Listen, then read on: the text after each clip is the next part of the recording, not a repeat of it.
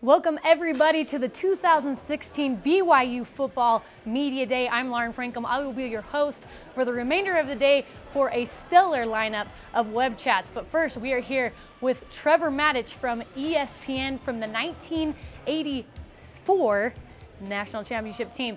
Today, coming up, we have, Chad Lewis and Ronnie Jenkins from the 1996 team, followed by Shay Muirbrook and Ed Lamb. At the end of the hour, we have Tim McTire and Omar Morgan. Join the conversation at any time using hashtag BYU Media Day. For our Supercast at 11 a.m. Eastern Time, we have State of the Program, 12 p.m. Eastern Time, 2-hour BYU Sports Nation at 4 p.m. Eastern Time. We have BYU Football 1996 Revisited, and at 10 p.m. Eastern Time, we have BYU Sports Nation, a 1996 special.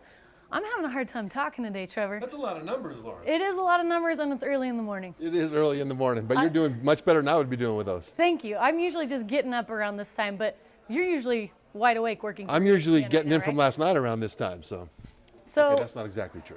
So you're still living in Franklin, Tennessee, which is near Nashville. Yes. How's the budding singing career going? The budding singing career is still slow, considering that I'm not a singer.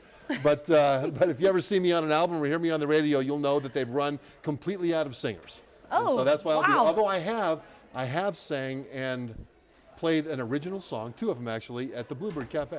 Have you really? Yes, I have. How did you get into that? That's hard to do. I was bigger than the doorman. That's why I just said, you're going to let me sing. No, actually, the Bluebird is a place where, it's near Nashville. It's a place where a lot of people have gone to get their start. Some very big names, but every Monday night they have open mic night. And that means that if you have enough talent to write your name on a piece of paper and throw it in a basket, they'll pull it out and you can go sing one of your own songs. And so I was very nervous about it until I heard other people sing their songs. And I was like, okay, this is not going to be so bad by comparison. So it was a real joy and a real thrill to be able to do that. But I am not a singer. So. I think you are a singer. If you're putting your name in that hat, you got to be some type of singer. You have to have some confidence in your singing ability. It's a bucket list thing. But it was a whole lot of fun. That's awesome. Well, there have been a lot of changes in this offseason with BYU football. What is the national media talking about right now when it comes to BYU football? I think there's a lot of excitement because now Bronco Mendenhall and his staff did such a great job of elevating BYU football, and now there's excitement that Coach and this staff, Kalani Sitake, and all the people that he brought in, Ty Detmer, all those guys, will be able to take it from the level that it's at now and elevate it to a new level. There are a lot of reasons why they can do that, and I think that nationally there's a lot of expectation that they will. You talked about Kalani Sitake moving this to a new level. Bronco Mendenhall had a great tenure here at BYU. What do you think Kalani Sitake can do to move it to that next level? Well, the thing that needs to happen is they need to continue to bring in better athletes, and I think Coach Sitake can do that. He is the kind of a guy that is respected because of who he is, not just because of what he does or because of the demand of respect that he puts out there. He's a guy that's been out there mentoring young coaches, high school level, college level, et cetera, going to the camps and not just being there and going home, but staying there and developing relationships. And those relationships, I think, are going to really pay off big when it comes to recruiting here. And all it takes is another 2 or 3 guys that they don't lose to a Power 5 conference that will allow them to elevate from where they are to the next level. Ty Detmer, the former Heisman Trophy winner, brought him in as his offensive coordinator. What do you think that's going to do for the program? I think that brings a lot of credibility. You've got a guy that's been there, done that. You've got a guy that's won a Heisman Trophy. And you've got a guy that in the NFL had a reputation for mentoring starting NFL quarterbacks when he was there as an active quarterback on the roster. He was a coach in the meeting room. Even coaches would listen to what he had to say and adjust their game plans and adjust their style when Ty Detmer said, Coach, there's something that we need to alter here. And so he brings that kind of credibility. I can tell you this, that I know a lot of former and current NFL quarterbacks and quarterback coaches. And every one of them that I talked to had gushing, wonderful things to say about Ty Detmer's ability to not just understand football, but to teach football. And I think that bodes well for the future here. For these current players, like we talked about, there have been a lot of changes in the coaching staff, new offense, new defense. What are going to be some of the challenges for these players with so many changes? Well, learning the offense and putting it against the schedule that they'll have, learning the defense and putting it against the schedule. And that's the hardest part because people forget that just learning is one thing. But now there's another guy on the other side of the line that wants to hit you in the mouth as soon as the ball snaps. And that complicates applying what you're learning. And there are a lot of complicated things relative to what they'll be doing, especially on offense. But I know that they won't overdo it at first. That's one great thing about having Ty Detmer as the offensive coordinator. He understands that it's better for guys to learn what they can learn and then play it fast rather than give them too much and have them overthink it. It's the same way with the defensive staff. They understand that playing fast and knowing what you're doing is a whole lot better than having too much to think about too early in the process. And so I think that's going to be the challenge for the coaching staff, is to learn how quickly players can assimilate how much information. Robert and I ran the go fast, go hard offense. Ty Detmer is more of a pro style. What's going to be the benefit of this style over Robert and I's? Lauren, the go fast style of offense, which is all over college football now, is designed to run 90 plays. And they want to go as fast as they can go, run pass option, and they'll have maybe 8 or 9 or 10 bad plays in there. They don't care. Maybe the defense will be set up in a way that's the defense has the advantage pre-snap. That's okay. Run the play, we'll get it again later. We'll make it up, we'll run so many. Huddling up, you have the opportunity to make every single play count, because you've got more options for the quarterback. You've got more time to get together, communicate, get different personnel into the game. And when you line up in a pro-style offense, now all of a sudden, instead of run, pass, option, go, go, go, go, go, you're looking at what the defense is doing. And now you're applying your knowledge to what the defense is doing every single time. And so that's an advantage. And once this gets fully installed so that the players can run it well, it'll give them an advantage that the go fast offense doesn't have.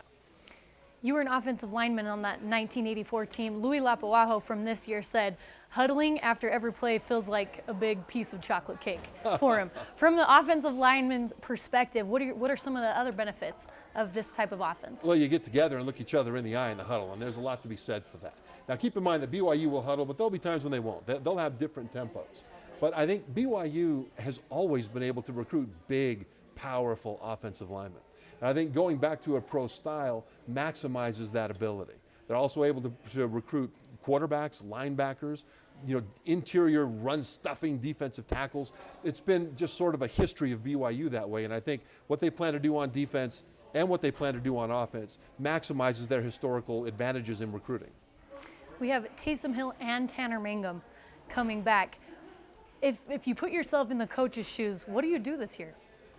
Well, I can tell you this. I talked to Coach Sataki, and he said the only way he knows how to do it is to put it on the field and let them battle it out.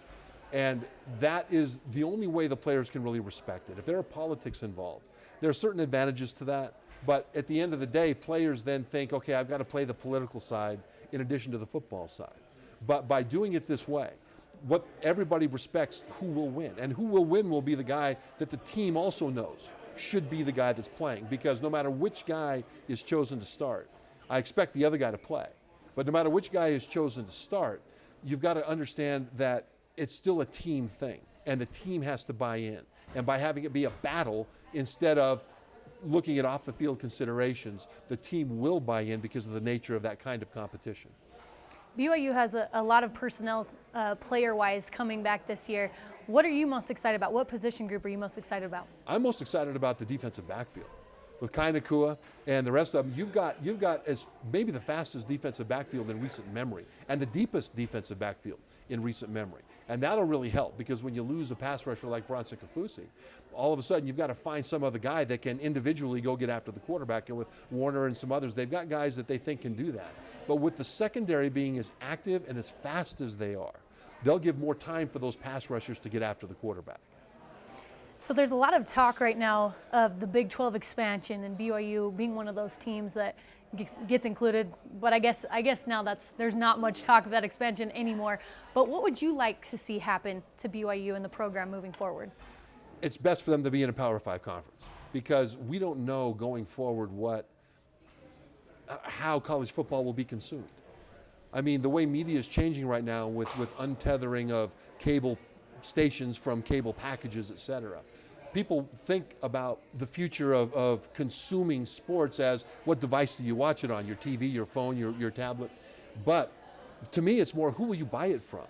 I mean, will it continue to be this model where you've got the major broadcasting networks that then provide to the cable companies, et cetera, and then to their own apps? Or will conferences and then schools do what BYU TV has done in a way and sell directly to consumers? Will there be a pay-per-view model? Will there be a model where you'll buy a conference or a team's home games or something like that? We don't know where it's going.